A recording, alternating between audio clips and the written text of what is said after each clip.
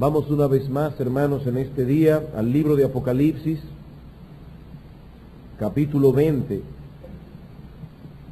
Apocalipsis, capítulo 20, y vamos a leer los versículos 11 al 15. Y vi un gran trono blanco y al que estaba sentado en él, de delante del cual huyeron la tierra y el cielo, y ningún lugar se encontró para ellos.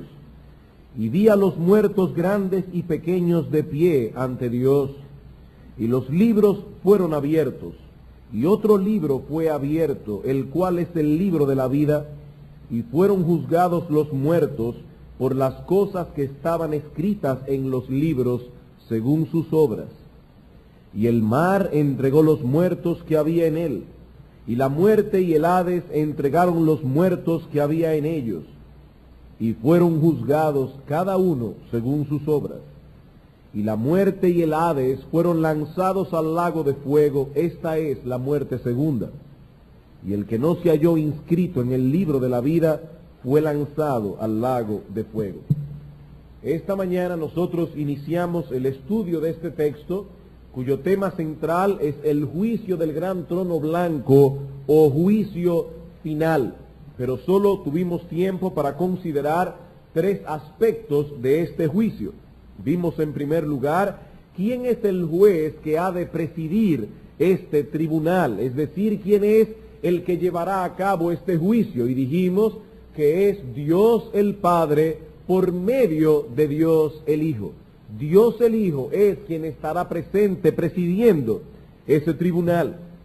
En segundo lugar, cuál es el tiempo en que será llevado a cabo el juicio, y dijimos al final de esta era presente y antes de dar paso a la era venidera. Finalmente vimos quiénes serán juzgados. Todos los seres humanos se presentarán delante de Dios en aquel día, ricos y pobres, amos y siervos, creyentes e incrédulos. En esta tarde vamos a considerar dos encabezados más para concluir de esa manera nuestro tema. Veremos en cuarto lugar cuál es la base sobre la cual seremos juzgados, y luego más brevemente cuál es la necesidad de que este juicio sea llevado a cabo, y como siempre algunas aplicaciones prácticas a modo de conclusión. Veamos entonces, hermanos, en cuarto lugar, cuál es la base de este juicio. ¿Cuál es el criterio por el que los hombres serán juzgados en el día del juicio final? Nuestro texto nos lo revela claramente. Vean el versículo 12. Y vi a los muertos grandes y pequeños de pie ante Dios, los libros fueron abiertos, otro libro fue abierto, el cual es el libro de la vida, y fueron juzgados los muertos por las cosas que estaban escritas en los libros según sus obras. Y en el versículo 13 dice al final, y fueron juzgados cada uno según sus obras. Todos, dice la Biblia, serán juzgados en base a sus obras, en base a lo que hicieron en esta vida. El apóstol Juan llama nuestra atención a que unos libros fueron abiertos, en los cuales estaban escritas todas las cosas que cada hombre ha hecho. Ahora, debo recordar, hermanos, que el apóstol Juan está tratando de describir una visión que él vio, y que el texto que estamos leyendo está cargado de simbolismos y figuras. No debemos imaginarnos un libro literal o una serie de libros literales donde están escritas cada cosa que nosotros hemos hecho. El punto es que nada será pasado por alto en ese juicio, porque la memoria de Dios es perfecta y nuestras vidas están delante de sus ojos como si todo estuviese escrito en un libro. Hermanos, Dios posee la biografía de cada uno de nosotros. Todas las cosas que hemos hecho, todas las cosas que hemos pensado, cada palabra que ha salido de nuestra boca, la motivación con que hemos hecho cada cosa, y son esas cosas las que serán juzgadas en ese juicio. Esa es la enseñanza que aparece una y otra vez en el Nuevo Testamento. Hermanos, ¿en base a qué seremos juzgados? En base a nuestras obras. Y por favor, no se adelante a sacar conclusiones, pero vamos a ver algunos textos bíblicos. Mateo capítulo 16, versículo 27.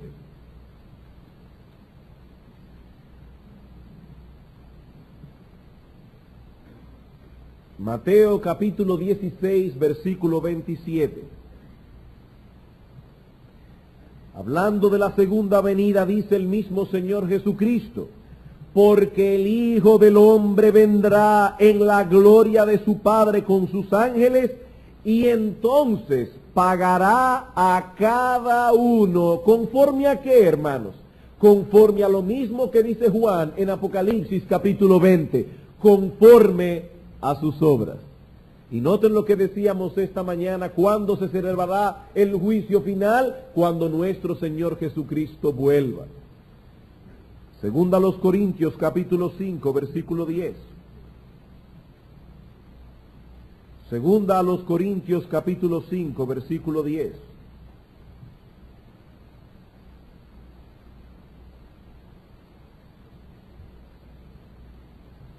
Porque es necesario que todos nosotros, el apóstol Pablo incluido, es necesario que todos nosotros comparezcamos ante el tribunal de Cristo. ¿Y cuál es la base sobre la cual seremos juzgados en ese tribunal? Pablo dice: para que cada uno reciba según lo que haya hecho mientras estaba en el cuerpo, sea bueno o sea malo. Cada cual recibirá conforme a sus obras. Romanos capítulo 2. Romanos capítulo 2, versículo 5. Hasta el versículo 11. Noten lo que dice el apóstol: pero por tu dureza de corazón, y por tu dureza y por tu corazón no arrepentido, atesoras para ti mismo ira para el día de la ira y de la revelación del justo juicio de Dios, el cual pagará a cada uno conforme a sus obras.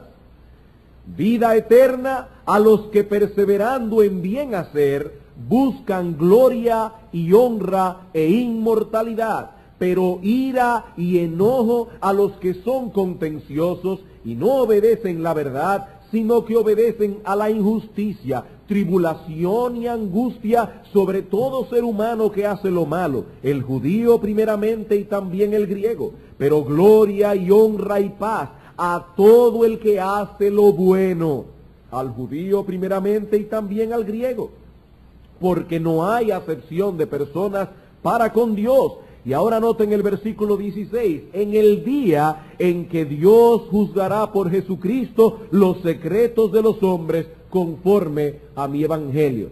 Hermanos, si leemos ese texto sin prejuicio, sin tener un esquema preconcebido en nuestra mente, de acuerdo a ese texto, yo quiero hacer dos preguntas.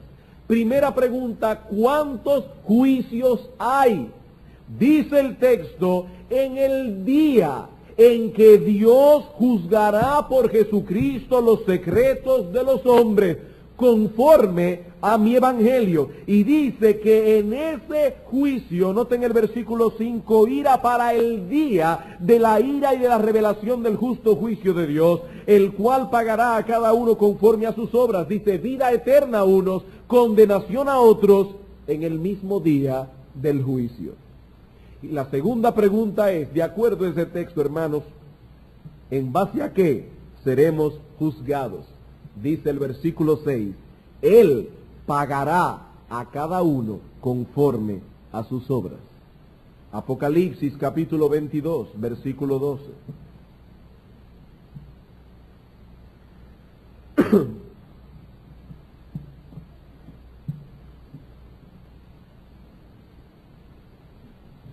He aquí yo vengo pronto. ¿Y qué sucederá cuando nuestro Señor Jesucristo vuelva? El día del juicio. Y mi galardón conmigo, para recompensar a cada uno según sea su obra.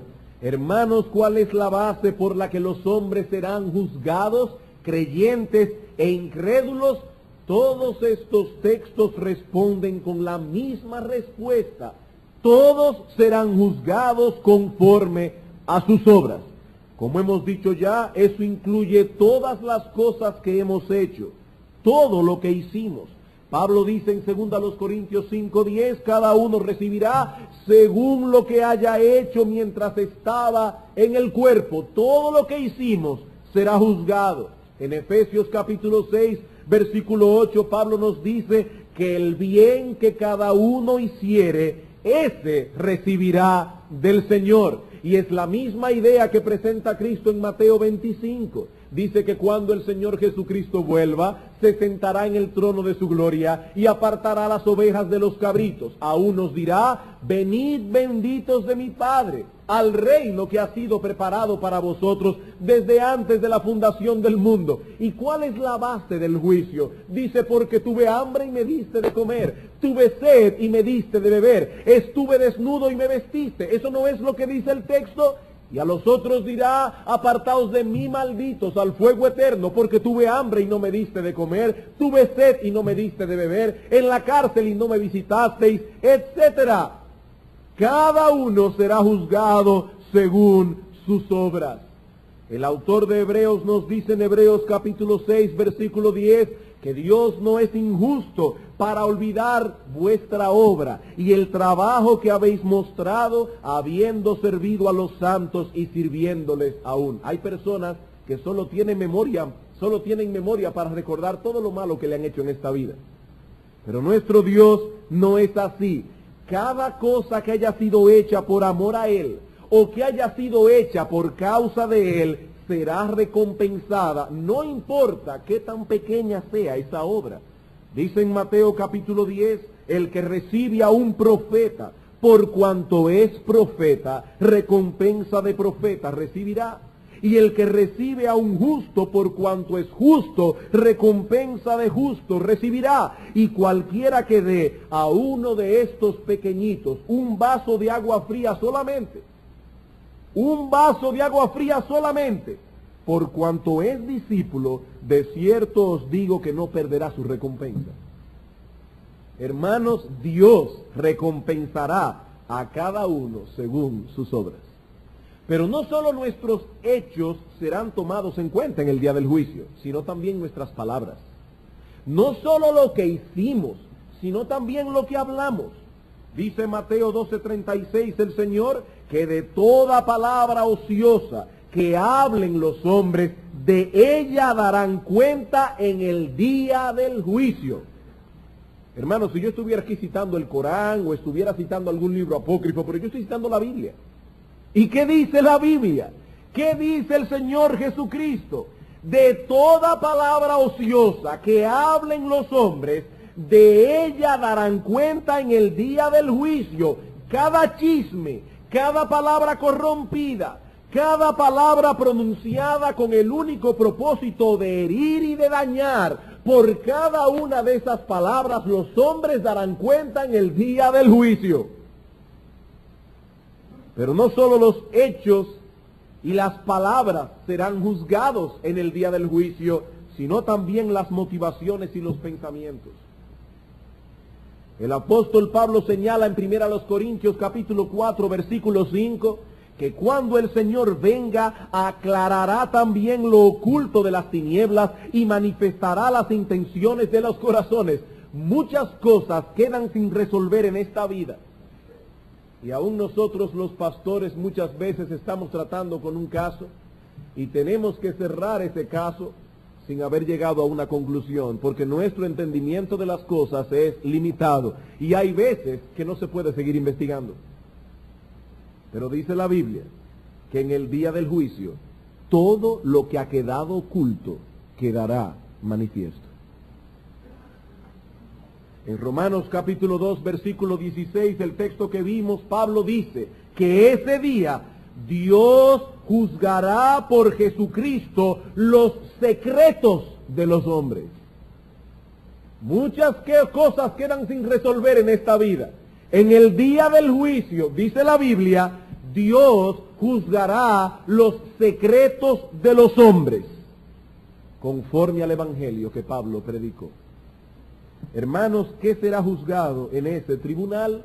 Nuestras obras, ya sea de hecho, de palabra o de pensamiento. Pastor, pero ahora sí que yo estoy confundido. Yo pensaba que en esta iglesia nosotros predicábamos el evangelio por la pura gracia y la salvación únicamente por la fe. Sí, mi hermano, y eso es verdad. Nosotros continuaremos proclamando hasta que el Señor venga que el hombre no es salvo por sus obras, únicamente por medio de la fe en Jesucristo. Así que déjenme aclarar este asunto que hemos estado hablando. El hecho de que estamos diciendo aquí que vamos a ser juzgados cada uno conforme a nuestras obras, eso no significa, por un lado, que mi aceptación delante de Dios depende de lo que yo haya hecho. Yo no estoy diciendo eso. En otras palabras, esto no significa, y enfatizo la palabra no, la subrayo, la pongo en negrita, esto no significa que es por mis buenas obras que ganaré aceptación delante de Dios. De hecho, en el mismo libro de Apocalipsis abunda el testimonio con respecto a esto. Apocalipsis capítulo 1, versículo 4.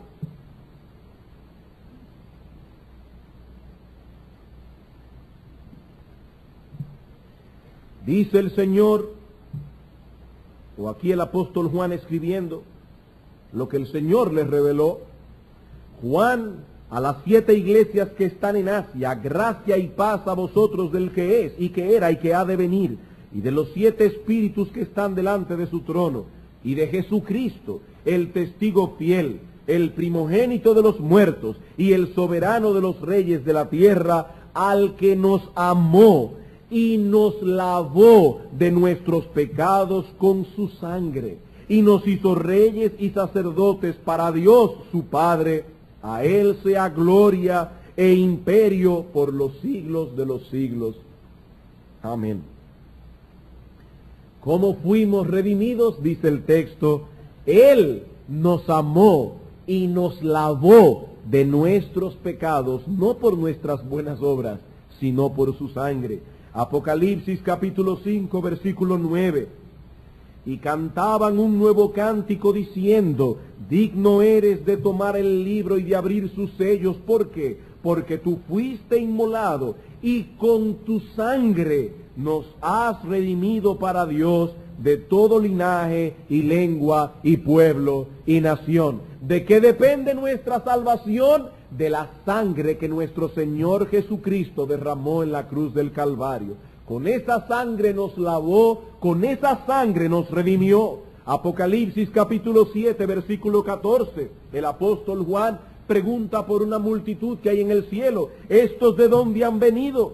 Yo le dije, Señor, tú lo sabes.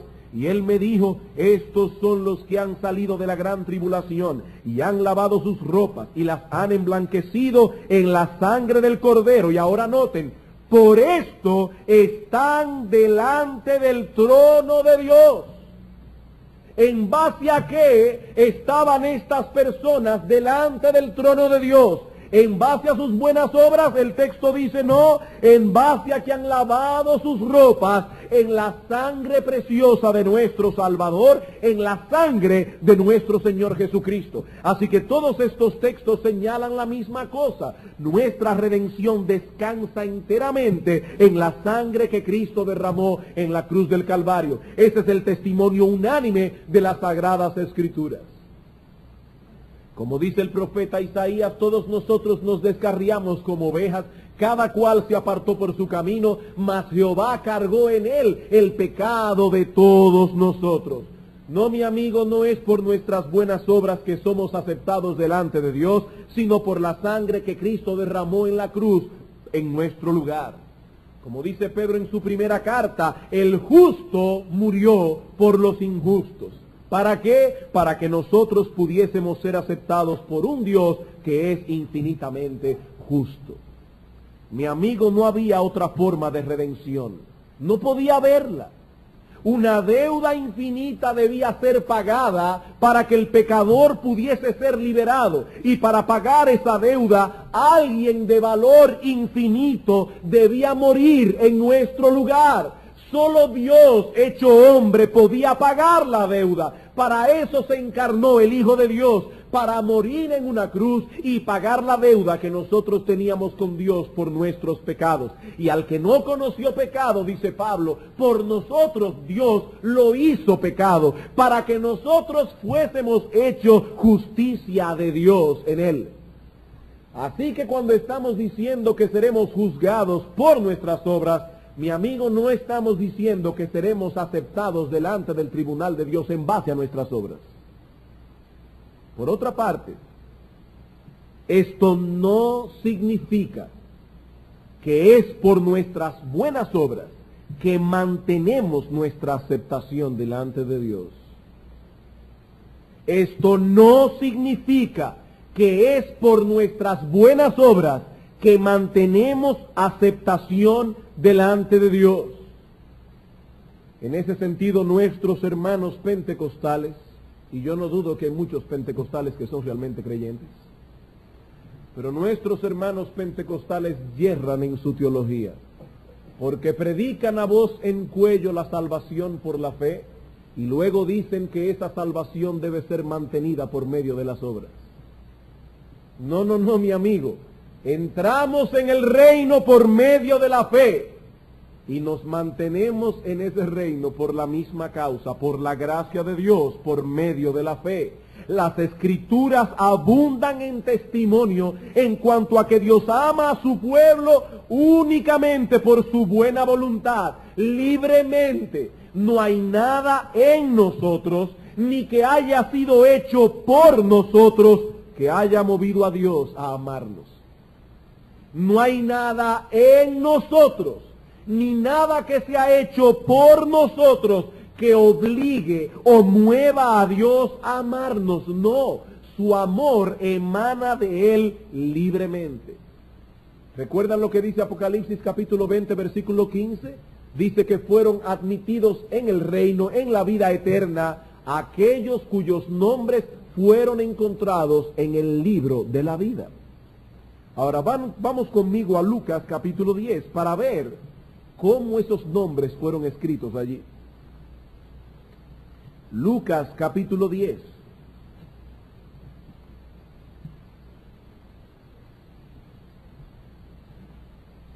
Versículo 20.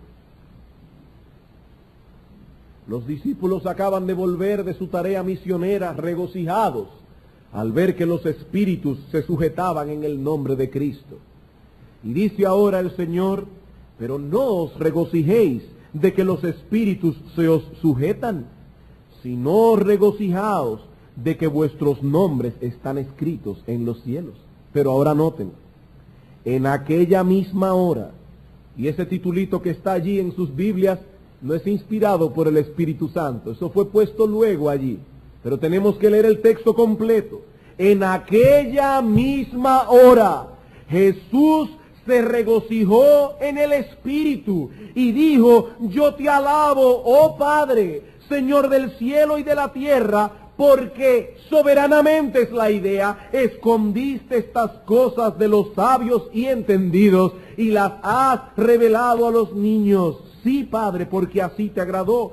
Todas las cosas me fueron entregadas por mi Padre, y nadie conoce quién es el Hijo sino el Padre, ni quién es el Padre sino el Hijo, y aquel a quien el Hijo lo quiera revelar.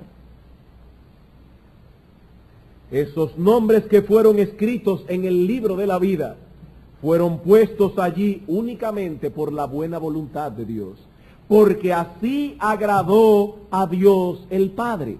No son mis buenas obras las que movieron a Dios a amarme, más bien fueron mis obras las que me trajeron condenación delante de Él, pero Él me amó por su buena voluntad.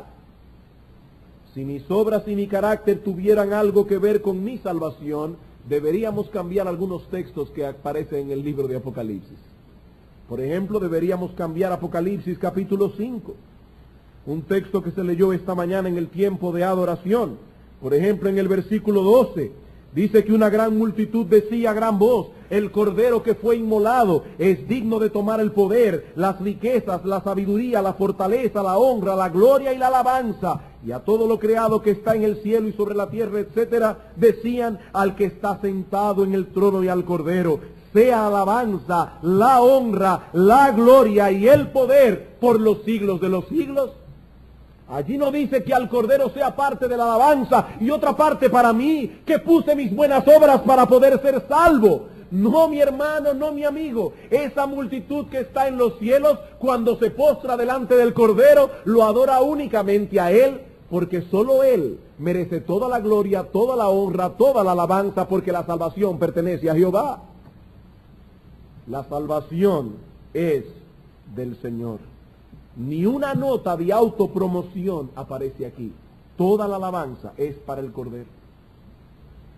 No hay nada en el hombre que le permita gloriarse de nada. Toda la gloria le pertenece a nuestro Dios. Ni somos aceptados por nuestras buenas obras, ni mantenemos esa aceptación por nuestras buenas obras. Por gracia sois salvos por medio de la fe, dice el apóstol, y eso no es de nosotros, no es por obras, para que nadie se gloríe. Cuando lleguemos delante del tribunal de Dios, no tomarán nuestras buenas obras y las pondrán en una balanza para ver si pesan más que las malas obras. Si fuera así, estaríamos completamente perdidos. Nuestra salvación no depende de que la acumulación de nuestras buenas obras sea mayor que la acumulación de las malas, y gracias a Dios que eso no es así. ¿Qué es entonces, hermanos, lo que significa el hecho de que seremos juzgados según nuestras obras? Al menos significa dos cosas. En primer lugar, significa que mis buenas obras son las que demuestran y las que demostrarán en aquel día que nosotros estamos de parte de Dios y de su Hijo Jesucristo, que somos sus aliados. En todo el libro de Apocalipsis se hace una clara diferencia entre aquellos que adoran al Cordero y los que no lo adoran, entre los que tienen la marca del Cordero y los que tienen la marca de la bestia. Son nuestras obras las que demuestran del lado de quién estamos, quién es nuestro amo supremo. Amigo, déjame hacerte unas cuantas preguntas. ¿Te conformas tú a este mundo caído? ¿Vives controlado por tus deseos? ¿Dedicas lo mejor de tu tiempo, lo mejor de tus talentos a la búsqueda de los placeres y las glorias de este mundo? Entonces tú no estás del lado del Cordero. No estás del lado del Cordero. Tus obras demuestran que tú perteneces al otro bando, que tú estás dentro del otro grupo. Apocalipsis capítulo 13, versículo 8.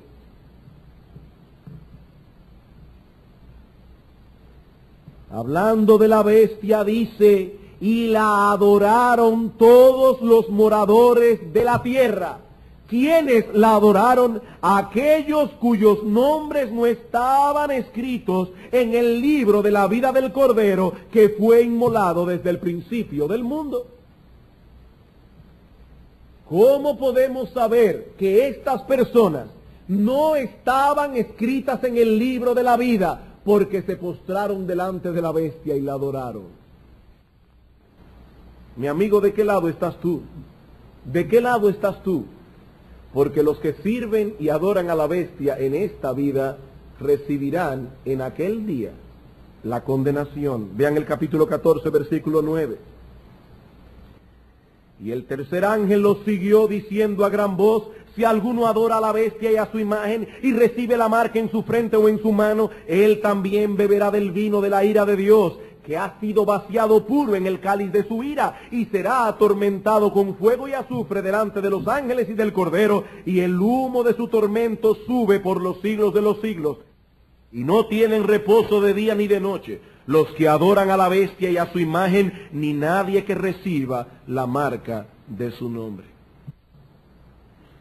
Por otro lado, ¿estás luchando tú por no amoldarte a este sistema, cuyo príncipe es la serpiente antigua que se llama Diablo y Satanás?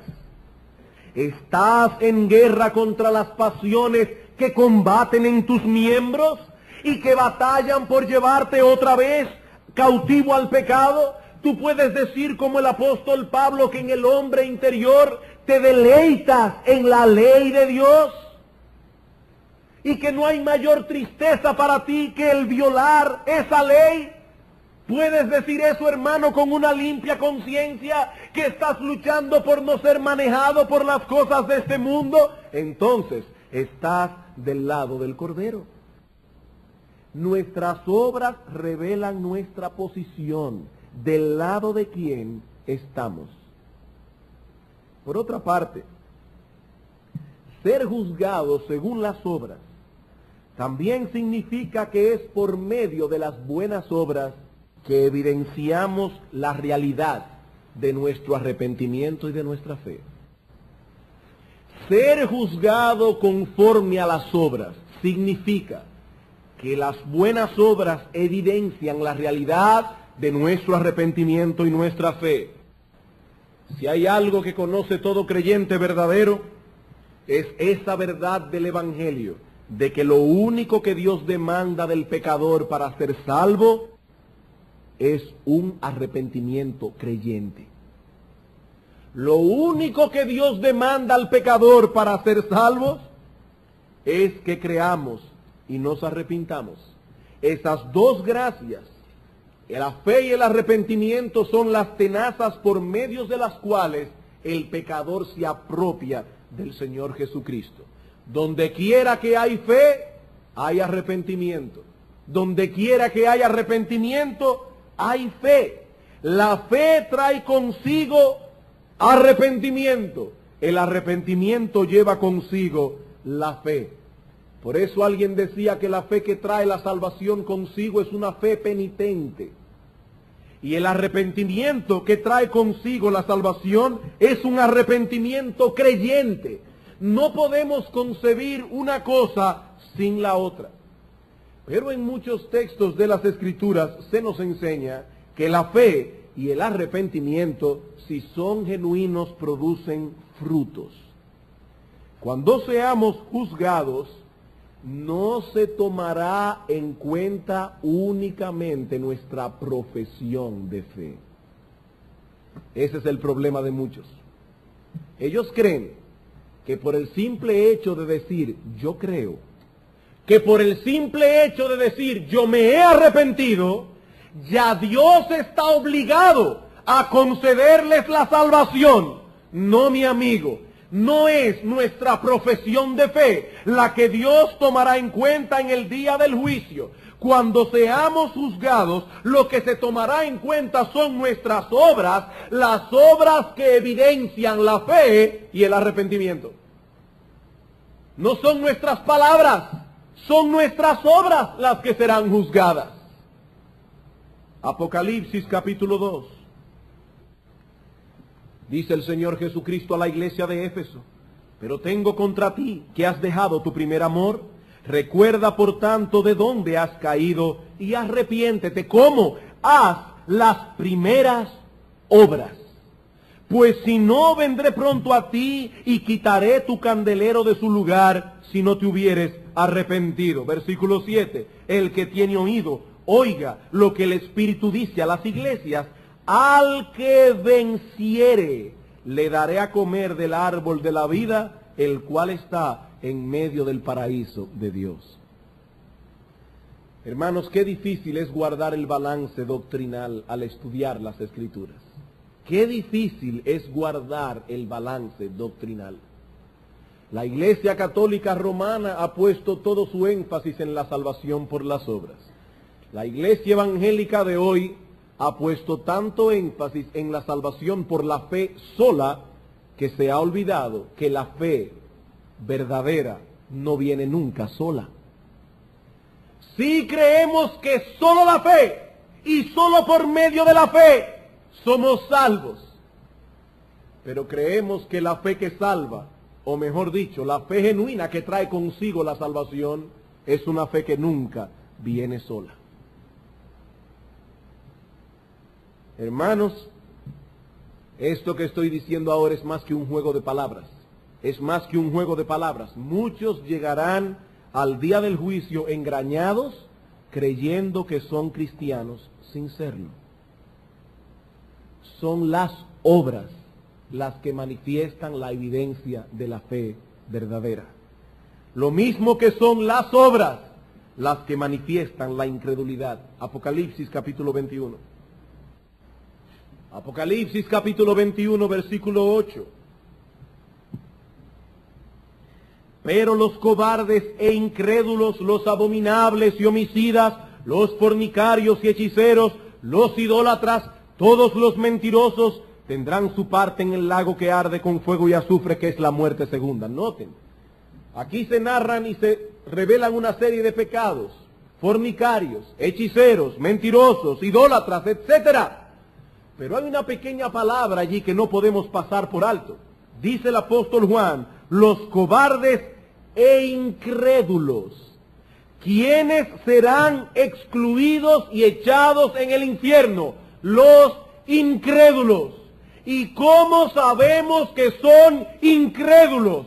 Únicamente porque ellos dicen clara y abiertamente: yo no creo en Dios.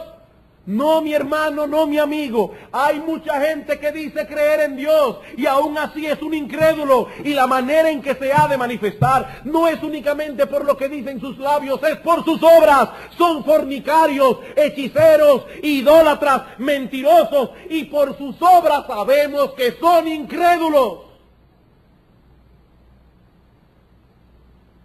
Si fuesen creyentes, evidenciarían su fe a través de buenas obras. Santiago capítulo 2. Con razón decía alguien que la herejía no es más que la verdad deformada. Hermanos, si queremos ser bíblicos, tenemos que guardar un balance entre la fe y las obras. Somos salvos única y exclusivamente por medio de la fe, y no podemos añadir ninguna obra a eso. Pero estamos diciendo que esa fe que trae a Cristo consigo es una fe que da fruto. Y repito, muchos descenderán al infierno creyendo que son verdaderos cristianos. Dice Santiago capítulo 2, versículo 14, hermanos míos, ¿de qué aprovechará si alguno dice que tiene fe y no tiene obras? ¿Podrá la fe salvarle? Y si un hermano o una hermana están desnudos y tienen necesidad del mantenimiento de cada día, y alguno de vosotros le dice: id en paz, calentaos y saciaos, pero no les dais las cosas que son necesarias para el cuerpo, ¿de qué aprovecha? Así también la fe, si no tiene obras, es muerta en sí misma. Y una fe muerta no le dará vida espiritual a nadie. Pero alguno dirá: tú tienes fe y yo tengo obras. Muéstrame tu fe sin tus obras, y yo te mostraré mi fe por mis obras. Noten que él no dice: te mostraré mi fe junto con mis obras. No, yo no voy a añadir mis obras a la salvación, pero sí voy a mostrar que tengo fe a través de mis obras. Primera de Juan, capítulo 5. Primera de Juan, capítulo 5, versículo 4 al 5. Porque todo lo que es nacido de Dios vence al mundo. No se deja manejar por el mundo. Vence al mundo y su patrón de vida. Vence al mundo y las cosas que el mundo persigue. Pero ahora noten, y esta es la victoria que ha vencido al mundo: nuestra fe. ¿Quién es el que vence al mundo sino el que cree que Jesús es el Hijo de Dios? Si tú dices creer en Jesús, el Hijo de Dios, y al mismo tiempo eres un mundano, tú eres un mentiroso.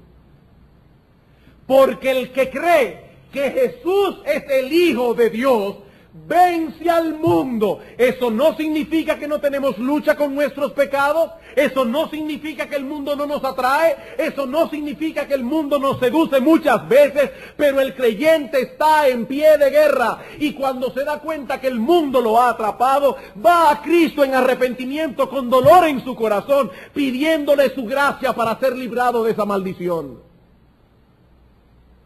Pero mi amigo, el que camina como un ganso, habla como un ganso y se mueve como un ganso, es un ganso. Olvídese de eso, es un ganso.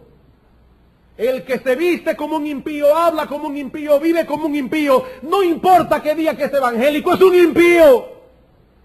Porque aquel que tiene fe vence al mundo por medio de la fe. ¿Qué es lo que será juzgado en el día del juicio? Que yo vaya a Dios diciendo, Señor, yo creí, ¿no te acuerdas que en una iglesia evangélica en el 1988 o 1991, el 4 de marzo, yo levanté la mano y pasé al frente? ¿Es eso lo que Dios va a tomar en cuenta? Vamos a ver, ¿quiénes aquí hicieron profesión de fe? Levanten su mano. Y todos los que hicieron profesión de fe entrarán en la vida eterna. ¿Es eso lo que dice el texto? No, mi amigo. Eso no es lo que la Biblia dice. Cada uno será juzgado según sus obras. Y si esas obras no evidencian fe y arrepentimiento, serán arrojados en el infierno. Y que alguien me diga a mí si lo que estoy diciendo en esta tarde no aparece en las Sagradas Escrituras.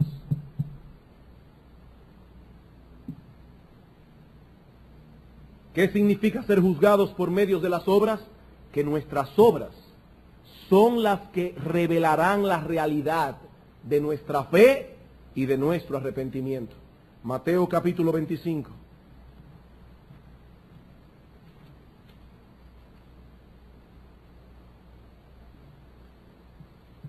Versículo 31.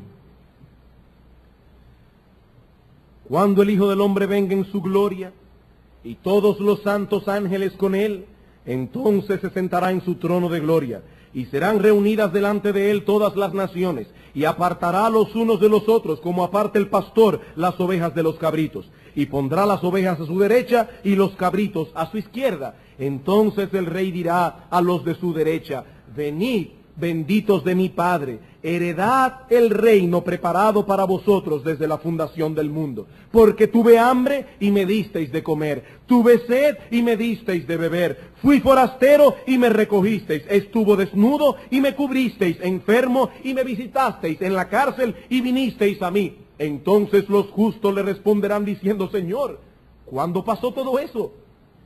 Versículo 40, el rey les dirá: de cierto os digo, que cuanto lo hicisteis a uno de estos mis hermanos más pequeños, a mí lo hicisteis. Entonces dirá también a los de su izquierda: apartaos de mí, malditos, al fuego eterno preparado para el diablo y sus ángeles, porque tuve hambre y no me disteis de comer, etcétera, etcétera. Versículo 44, entonces también ellos le responderán diciendo: Señor, ¿cuándo pasó todo eso? Versículo 45, de cierto os digo que cuanto no lo hicisteis a uno de estos más pequeños, tampoco a mí lo hicisteis. E irán estos al castigo eterno y los justos a la vida eterna. La Iglesia Católica Romana malinterpreta este texto. Y dice, ahí está claro, son las buenas obras las que salvan. No, mi amigo. Tenemos que leer ese texto con cuidado. Lo primero que quiero que veamos en ese texto es que el veredicto fue pronunciado antes de declarar las obras que habían hecho. El Señor dice aquí: venid, benditos de mi Padre, hereden el reino. ¿Y cómo fue eso? Entonces el Señor comienza a hablar de las obras. Acerca de eso dice Anthony Hoekema: este juicio, en otras palabras, no es una investigación de las vidas de las ovejas para determinar si han hecho suficientes buenas obras para merecer el reino preparado para ellos, sino más bien una decisión misericordiosa respecto a su destino final, la cual es seguida por una revelación pública de las razones por las que esta decisión es correcta y justa. Más adelante, cuando el Señor comienza a enumerar las buenas obras de las ovejas, ¿cómo reaccionan ellas? Sorprendidas. Señor, ¿y cuándo fue que hicimos todo eso? ¿Saben por qué se sorprenden? porque ellas no hicieron todo eso para merecer la vida eterna, sino más bien de un modo espontáneo, expresando el amor que tenían a Cristo. ¿Cómo? Amando a los hermanos. Era algo que salía y emanaba de ellos en una forma espontánea, porque el que ama a Dios, ama también a su hermano. Y lo segundo que quiero hacer notar en este texto es que todo pensamiento de mérito personal es excluido por el mismo Señor Jesucristo de manera explícita. ¿Qué dice él a las ovejas? Versículo 34. Venid, benditos de mi Padre, heredad el reino preparado para vosotros desde la fundación del mundo. Y una vez más, cito a Joquema. Se dice que ellos heredarán el reino. Una herencia nunca es ganada, sino más bien siempre es recibida como un regalo. Del reino que están por heredar, se dice que ha sido preparados para ellos desde la fundación del mundo. Nuevamente tenemos evidencia de la misericordiosa elección de ellos por parte del Padre desde la eternidad. Una elección basada no en el mérito, sino en la gracia. Ellos van a heredar un reino. Si hubiera sido por las buenas obras que hicieron, deberían decir que van a ganarse un reino. Pero van a heredar un reino. Como hemos podido ver, no es en el día del juicio que se decidirá el destino eterno de las personas. Escucha bien eso, no es en el día del juicio que eso se decidirá. El juicio va a comenzar diciendo a cada uno lo que merece. Así es que va a comenzar. No es como en los juicios humanos. En los juicios humanos primero se trae la evidencia y luego el veredicto. Aquí es distinto. El veredicto ya fue declarado. Dice el Señor Jesucristo, el que cree en el Hijo no será condenado, pero el que no cree ya ha sido condenado. El veredicto ya fue declarado. Pero no solo ha sido decidido ya este veredicto, sino que todos los que han muerto ya conocen cuál es el veredicto que les espera. Todos los que han muerto ya conocen cuál es su veredicto. La palabra de Dios enseña que las almas de los impíos van al infierno y las almas de los justos van al cielo. Así que todos los hombres que han muerto ya saben dónde pasará la eternidad. Ya ellos lo saben. Pregunta, ¿por qué entonces es necesario que se celebre un juicio? Y eso nos lleva a nuestro último encabezado, que prometo que será bien breve. La necesidad del juicio. Hermanos, ¿para qué se va a celebrar el juicio final si ya el veredicto fue declarado? Y por lo menos todos los que han muerto ya saben a dónde van a parar, en cuerpo y alma, porque ahora están solo en alma. Los justos están solo en alma en el cielo. Los impíos están solo en alma en el infierno. ¿Para qué el juicio entonces? Tres cosas. En primer lugar, el juicio es necesario para desplegar la gloria y la soberanía de Dios en la revelación del destino final de cada persona. Dios se glorificará al declarar y revelar el destino final de cada persona. Ese día el destino eterno de cada uno será revelado. Se publicará la fe de cada creyente y las obras que la acompañan. Se publicará la incredulidad de los impíos y las obras que la acompañan. La gracia de Dios será manifestada en la salvación de su pueblo y su justicia en la condenación de los impíos. En consecuencia, como dice un autor, lo primordial en el día del juicio no es el destino de los individuos, sino la gloria de Dios. Es importante ese juicio para que Dios sea glorificado en los creyentes y en los impíos. En segundo lugar, ese juicio también es necesario para declarar el grado de recompensa o de castigo que cada uno recibirá.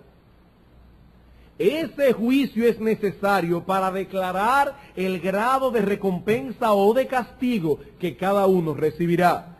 Hermanos, no todos los creyentes recibirán el mismo grado de recompensa, como no todos los impíos recibirán el mismo grado de castigo.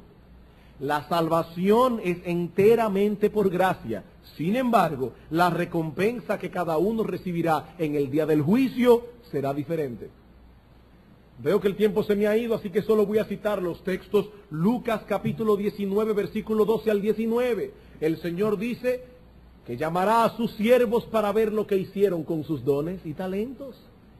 Y conforme a lo que produjeron con sus dones y talentos, así también será la recompensa. Primera a los Corintios capítulo 3, versículo 10 al 15, dice que la obra de cada creyente será pasada por fuego. Lo que es paja, heno y hojarasca se quemará. Lo que es oro, plata, piedras preciosas, recibirá recompensa. Algunas obras serán quemadas. Eso no quiere decir que los creyentes van a perder la salvación. Dice, serán salvos, pero así como por fuego. Como cuando una casa se quema y usted tiene que salir con la ropa chamuscada por una ventana sin poder sacar nada de allí. Así serán salvos algunos. Otros recibirán una mayor recompensa. Y en cierto modo podemos decir que existe una relación estrecha entre el grado de fidelidad del creyente y la recompensa que recibiremos, en el sentido de que la misma fidelidad nos permite disfrutar más intensamente la recompensa. ¿Cómo es eso? Vamos a suponer que usted está estudiando un instrumento musical y a través de mucho esfuerzo logra dominar su instrumento. ¿Sabe qué pasará? Que precisamente por el esfuerzo que usted ha hecho va a disfrutar la música más intensamente. Con respecto a eso dice León Morris: ya aquí y ahora, el hombre que se da de todo corazón al servicio de Cristo conoce más el gozo del Señor que aquel que lo hace de poco ánimo. No tenemos ningún fundamento en el Nuevo Testamento que nos lleve a pensar que será diferente en el cielo. El hombre que ha aprendido a disfrutar de Dios aquí, a sí mismo lo seguirá disfrutando por toda la eternidad. Así que es la misma fidelidad la que nos preparará para recibir un mayor gozo por la mayor recompensa. Hermanos, hay muchas cosas que no entendemos con respecto al juicio, pero algo es claro: habrá diversos grados de recompensa, habrá diversos grados de castigos en el infierno. En Mateo 11, 20 al 22, no lo busquen, el Señor dice: ay de ti Corazín, ay de ti Betsaida, porque si en Tiro y en Sidón se hubieran hecho los milagros que se hicieron en ti, ya hace rato que se hubieran arrepentido en silicio y en ceniza. Por lo tanto, en aquel día tu castigo será mayor. Y dice Lucas capítulo 12, versículo 47, que aquel siervo que conocía mejor la voluntad de su Señor recibirá más azotes. ¿Por qué es necesario el juicio? En primer lugar, para desplegar la soberanía de Dios y su gloria en la revelación del destino final de cada persona. En segundo lugar, para asignar el grado de recompensa o de castigo que cada uno recibirá. Y finalmente, para ejecutar el juicio sobre cada persona. Es decir, en ese juicio no solo se declarará, sino que también se ejecutará la sentencia. Los impíos en cuerpo y alma serán arrojados en el infierno. Los justos en cuerpo y alma entrarán en la gloria del Padre, a disfrutar eternamente lo que Cristo preparó para nosotros por medio de su muerte en la cruz del Calvario. En conclusión, 3 aplicaciones prácticas, también muy breves. Los creyentes, primera aplicación, deben esperar ese día del juicio con confianza, sabiendo que no hay condenación para los que están en Cristo Jesús. Hermanos, cuando leemos en la Biblia, y sobre todo el Apocalipsis, el énfasis está en esperar la venida del Señor, no con pánico, sino con gozo. Cuando el Señor dice: aquí vengo en breve, ¿qué dice Juan? ¡Ay no, Señor, todavía no! Todavía no, que le tengo miedo al juicio. No, dice él: sí, ven, Señor Jesús. Hermanos, no hay condenación para los que están en Cristo Jesús. Cuando entremos por la puerta de ese augusto tribunal, no nos presentaremos desnudos, nos presentaremos vestidos con la justicia perfecta de nuestro Señor Jesucristo. Como dice Augusto Toplady en su famoso libro, en su famoso himno Roca de la Eternidad, cuando vaya a responder en tu augusto tribunal, sé tú mi escondedero fiel, roca de la eternidad. Pero en segundo lugar, esta doctrina nos enseña que debemos tomar más en serio las enseñanzas bíblicas con respecto al día del juicio para que no descuidemos nuestra vida cristiana. Hermanos, el creyente debe ser balanceado. No viviremos con terror esperando el juicio, pero al mismo tiempo Pablo dice es necesario que todos nosotros comparezcamos ante el tribunal de Cristo, conociendo pues el temor del Señor, persuadimos a los hombres. Y por último, esta enseñanza debe guardarnos cuando nuestro pecado quiera arrastrarnos a tener envidia de los pecadores. ¿Qué le pasó al salmista Asaf? Que comenzó a ver la prosperidad de los impíos. ¿Y a qué conclusión llegó apresuradamente? En vano he lavado mis manos, en vano he guardado mis pies. Las vacas de los impíos paren más que las de los justos. ¿Para qué he vivido en santidad toda mi vida?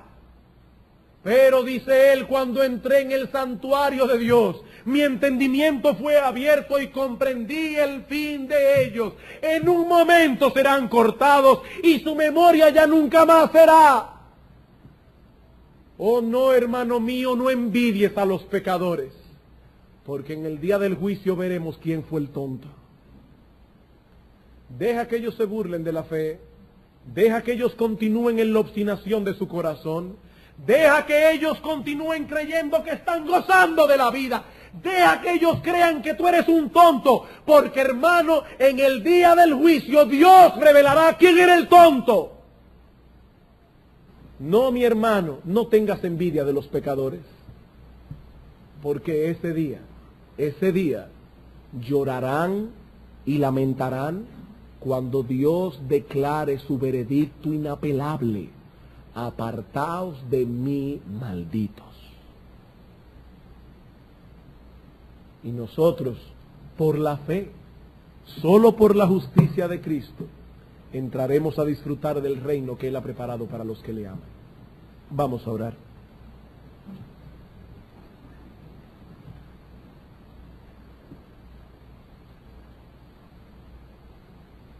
Una vez más, oh bendito Señor y Dios nuestro, nos vemos compelidos a darte las gracias por lo que Cristo hizo por nosotros en la cruz del Calvario. Oh Señor, si nuestra salvación dependiese de nuestras buenas obras, estaríamos irremisiblemente perdidos delante de ti. Oh Señor, si tu amor a nosotros dependiera de nuestro obrar, cuán inconstante sería nuestra relación contigo, porque un día nos amarías y otro día nos odiarías. Un día seríamos el objeto de tu amor y otro día seríamos el objeto de tu ira. Pero qué bueno que la Escritura declara que con amor eterno nos has amado, con un amor que es inmutable y que no cambia. Oh Señor y Dios nuestro, permite que tu iglesia atesore estas palabras en sus corazones. Pero también te suplicamos que tú muestres en este día que tu brazo no se ha acortado para salvar, y que algunos de los que están aquí sin Cristo sean traídos a la salvación por medio de la obra de tu Espíritu. Te lo suplicamos en el nombre de Jesús nuestro Señor. Amén.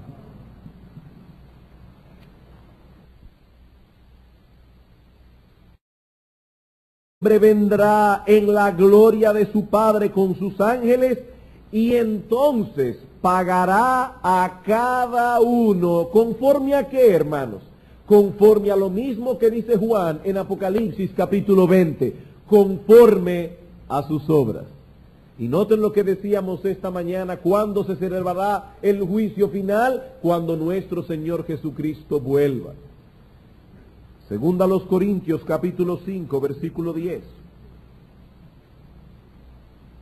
Segunda a los Corintios capítulo 5 versículo 10.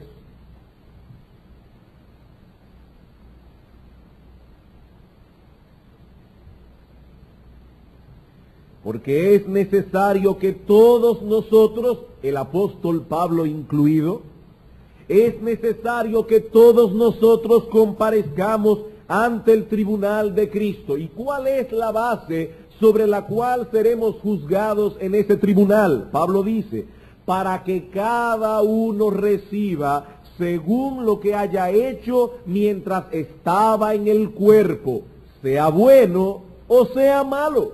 Cada cual recibirá conforme a sus obras. Romanos capítulo 2. Romanos capítulo 2, versículo 5. Hasta el versículo 11. Noten lo que dice el apóstol. Pero por tu dureza de corazón y por tu dureza y por tu corazón no arrepentido, atesoras para ti mismo ira para el día de la ira y de la revelación del justo juicio de Dios, el cual pagará a cada uno conforme. Vamos una vez más, hermanos, en este día al libro de Apocalipsis, capítulo 20. Apocalipsis capítulo 20, y vamos a leer los versículos 11 al 15. Y vi un gran trono blanco y al que estaba sentado en él, de delante del cual huyeron la tierra y el cielo, y ningún lugar se encontró para ellos.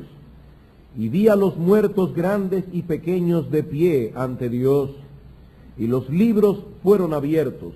Y otro libro fue abierto, el cual es el libro de la vida, y fueron juzgados los muertos por las cosas que estaban escritas en los libros según sus obras.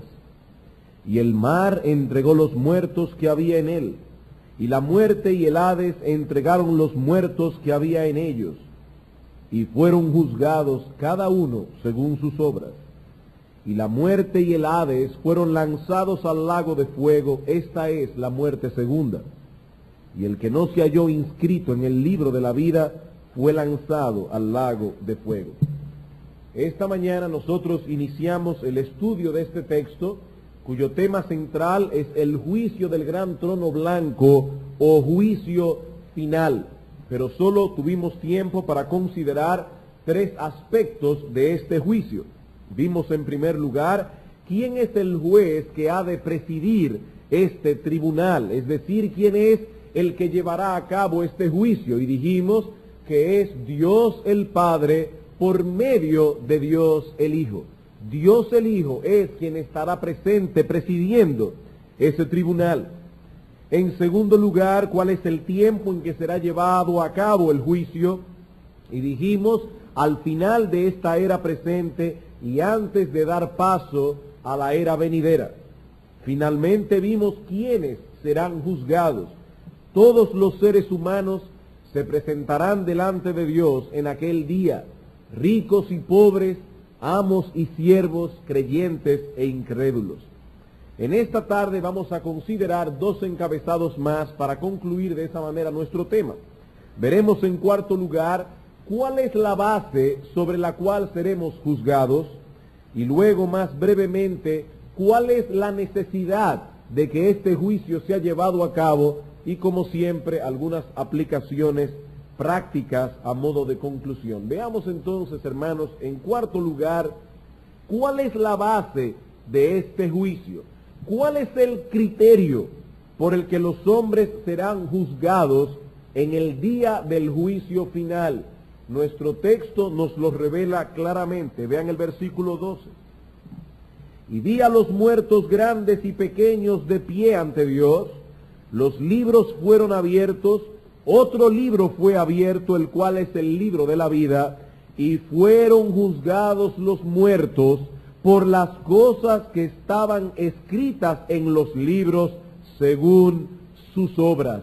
Y en el versículo 13 dice al final, y fueron juzgados cada uno según sus obras.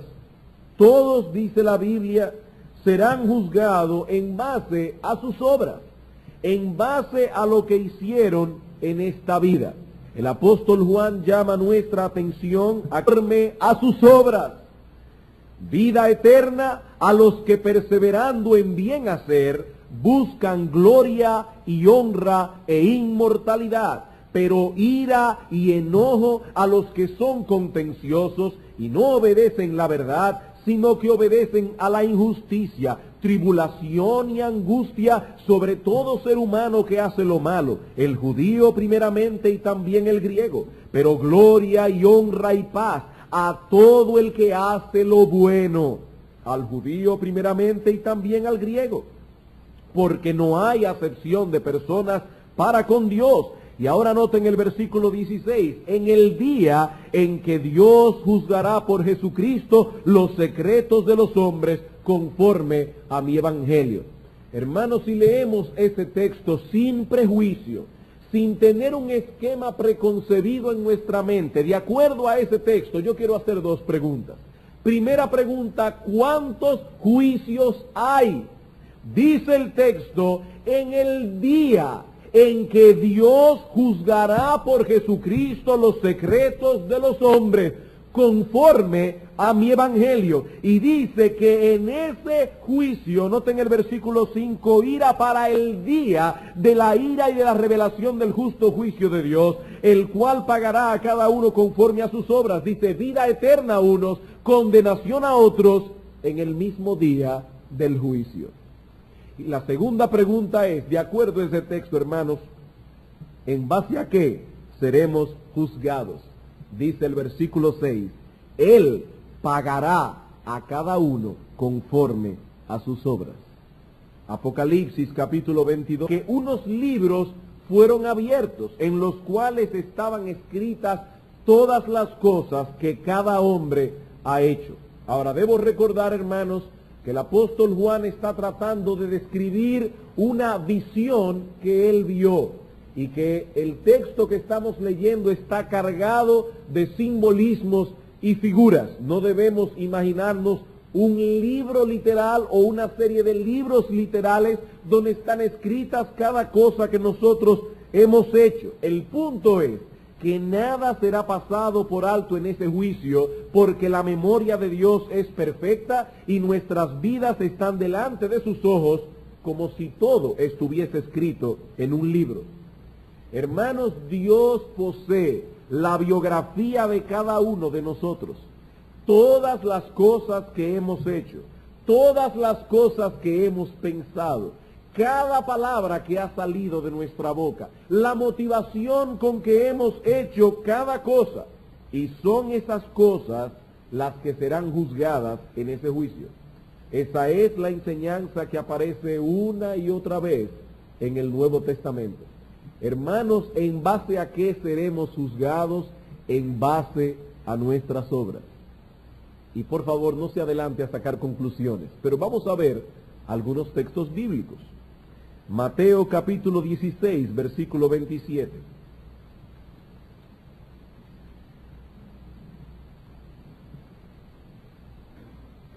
Mateo capítulo 16, versículo 27. Hablando de la segunda venida, dice el mismo Señor Jesucristo, porque el Hijo del Hombre